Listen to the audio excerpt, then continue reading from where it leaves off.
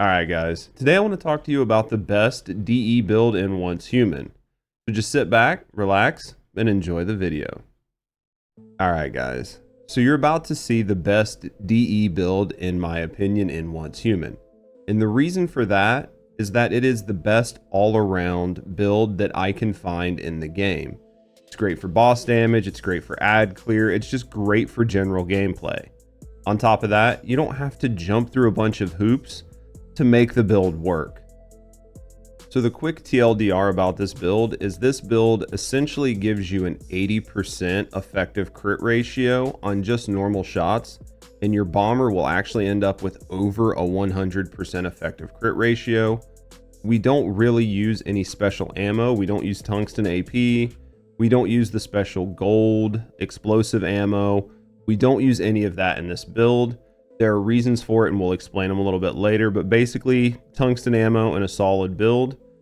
You don't need to use the crossbow, you don't need to use the axe, you don't need to use the fish, you don't need to use tacticals, you don't need to dance, you don't need to emote, you just need to shoot.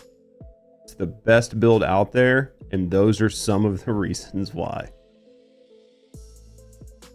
So I'm not going to go over really what the actual pistol does in a lot of detail. If you're running the DE pistol, then you've actually looked at this. The TLDR on the sort of DE pistol is it is built around you getting crits. Getting crits gives you more unstable bomber hits, and unstable bomber hits can actually crit, unlike on any other weapon. It's the unique part about this weapon, and it is the item that this whole build focuses around. This whole build focuses around you getting crits, getting explosive procs, and those procs getting crits and doing big damage numbers. And then you just pouring those out nonstop. So when it comes to the calibration for this, you are going to want to get rapid fire. And while it is nice to get the additional fire rate for this, the real reason you want rapid fire is because it's going to give you a 40% increase on your magazine capacity, and that is very, very big for this build. This build will require you get your DE magazine to 20 shots, not 19, not 18. You need to hit the 20 You need to hit the 20 shot threshold.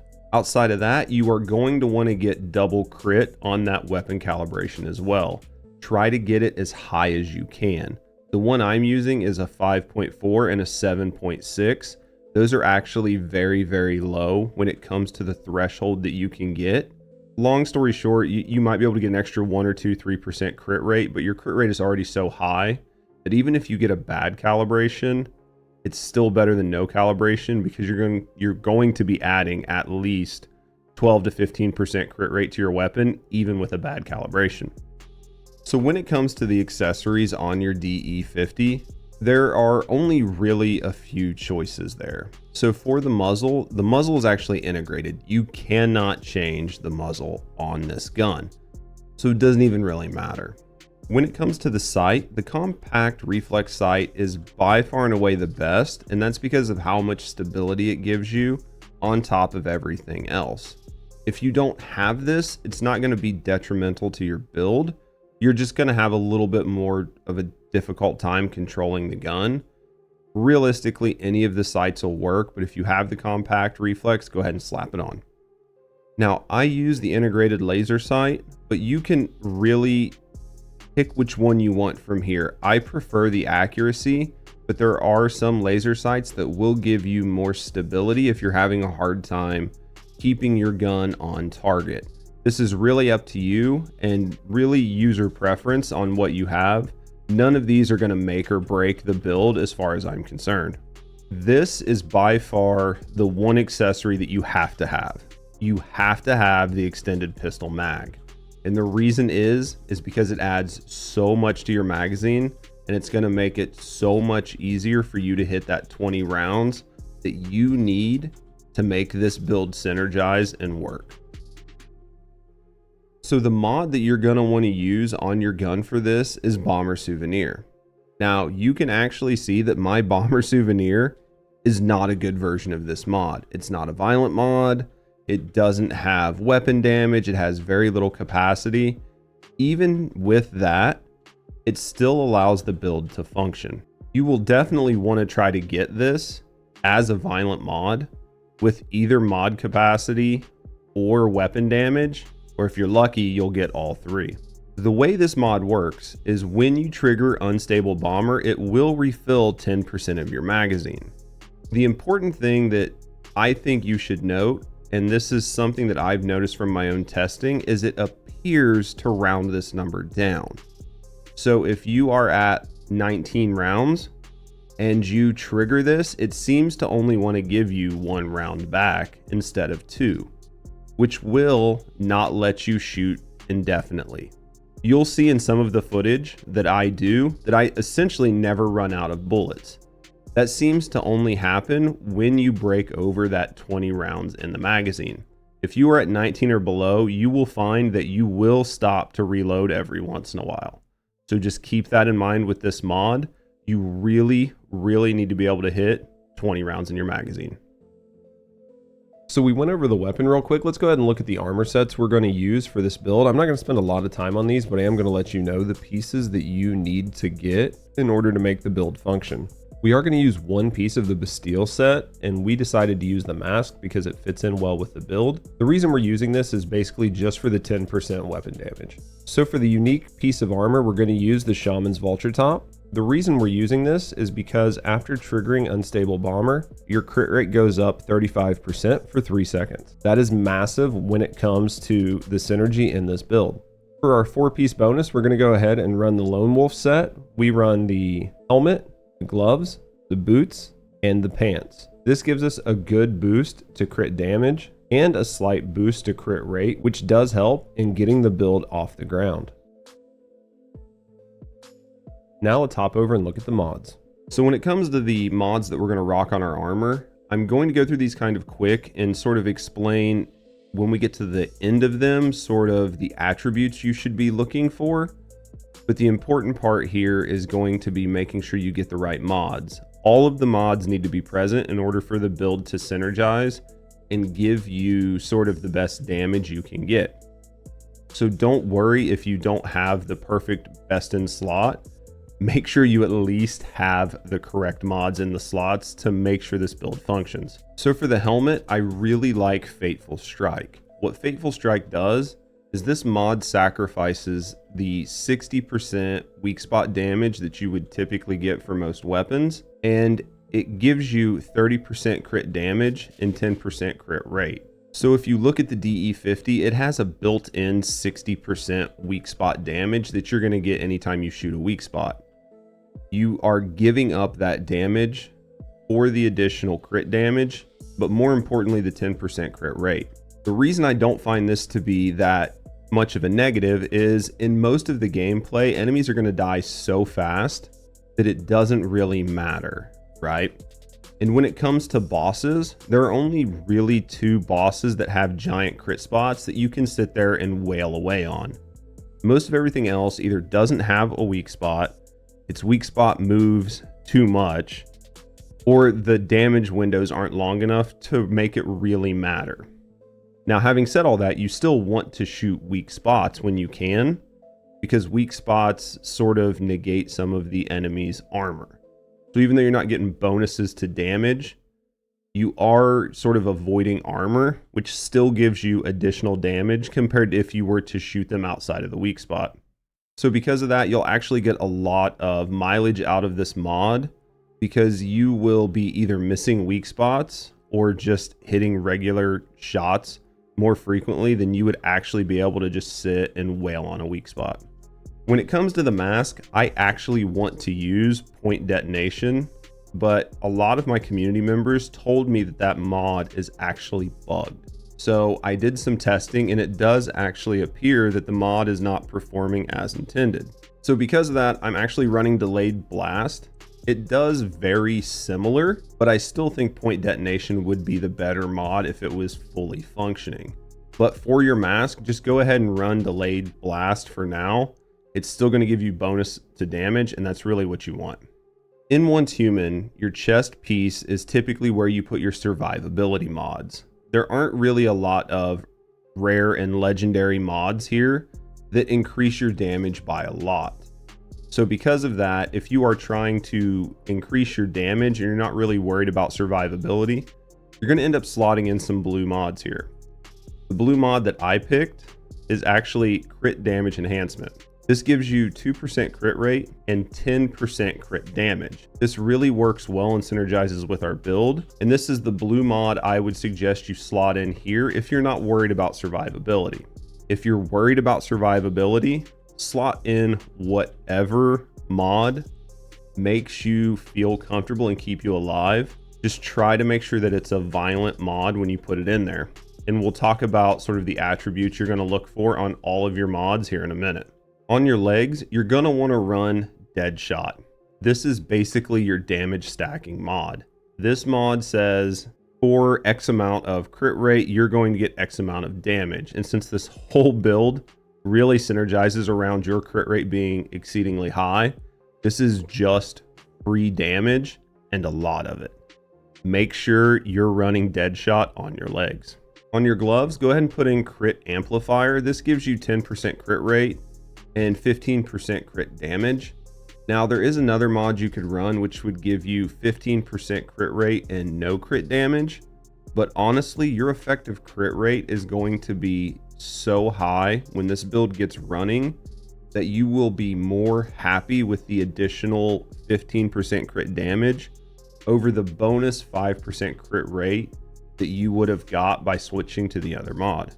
For boots, I personally enjoy running Covered Advanced, but I know some people like Slow and Steady. Both of these are for two very different play styles.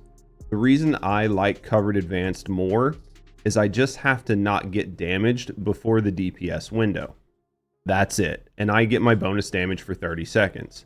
I think it's 30. Read what the mod says. If I'm wrong, don't crucify me. But I think it's like 30 seconds, right? The thing with Slow and Steady is you have to keep your HP above a certain percent or you lose out on 10% damage, which means you're going to have to constantly heal yourself before you go into a DPS cycle. As compared with Cover Advanced, doesn't matter what your health is, it just matters that you're not taking damage. For this, run the one that fits your play style. But for me, and I assume for most people, Cover Advanced is the play here. You get the full 20% and you don't have to really worry about managing your health.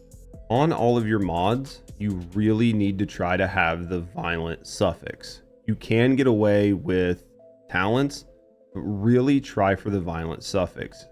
It's going to give you crit damage, and that synergizes very well with this build. Outside of that, for your attributes, you are going to want to have weapon damage and or mag capacity. The big thing here is your magazine has to get over 20 shots in it. Now, between the weapon, the calibration, and the accessories, we can get pretty close to that, but we can't fully get there on that alone.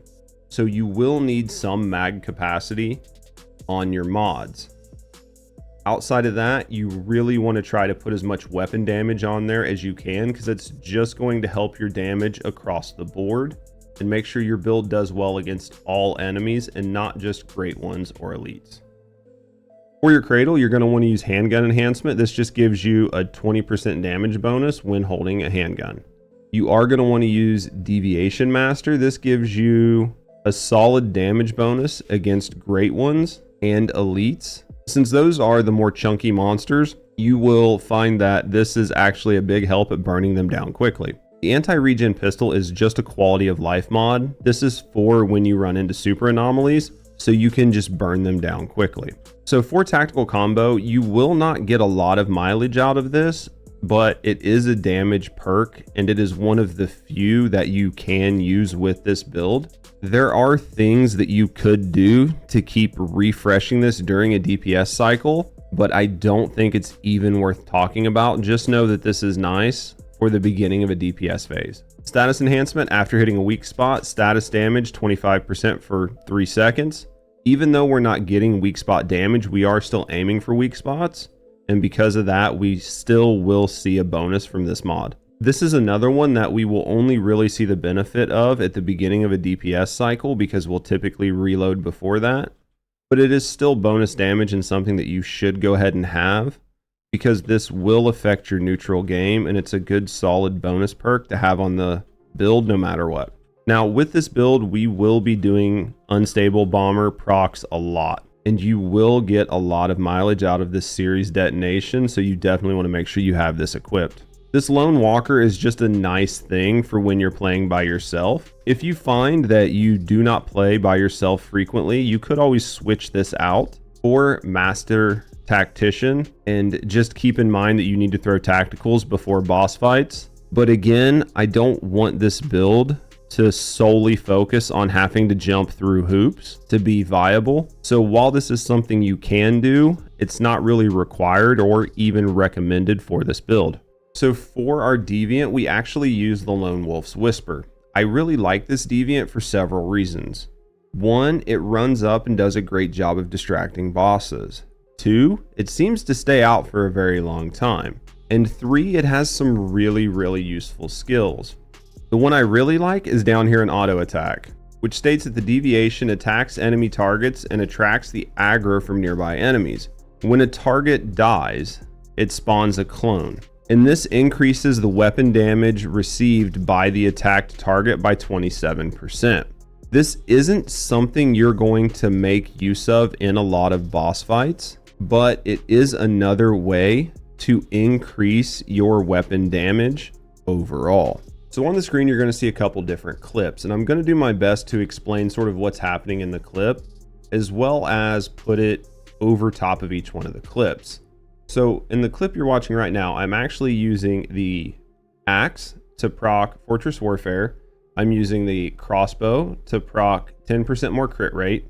I'm using my pistol, and I'm using the dog to help increase my damage. Outside of that, I'm just using tungsten ammo. And you can see that it actually takes me quite a while to kill this boss. And that's if you're not fully factoring in the amount of time it takes to get all of the procs and everything off. So while on the dummy, this might look like it does a really good amount of DPS, you have to factor in all of the downtime, and a lot of people don't want to talk about that. So the next one we're looking at is actually the crossbow, which increases crit rate, the pistol, the dog, tungsten ammo again. And you can see here, we actually kill this quite a bit faster than what we did using the axe as well. This actually clocks in at like a respectable 19 seconds, or roughly 19 seconds. The next clip we really want to look at is what happens if we use gold ammo to try to kill the boss. So in this, we are only using the pistol, the dog, and gold ammo. And as you can see in this clip, it actually takes about 21 seconds to kill the boss. And that doesn't factor in the time it takes to go into your menu, put on the gold ammo, and then start firing. And the reason I think you have to factor that in is because this ammo is so expensive that you would not waste it on normal ad clear. And the only time you should use it is when you're DPSing the boss. The last clip I want to show you is just the pistol and the dog. And with just the pistol, the dog, and tungsten ammo, we still come up with a 19-second time to kill, which in my mind is absolutely crazy. That is why I think this build is the best build all around.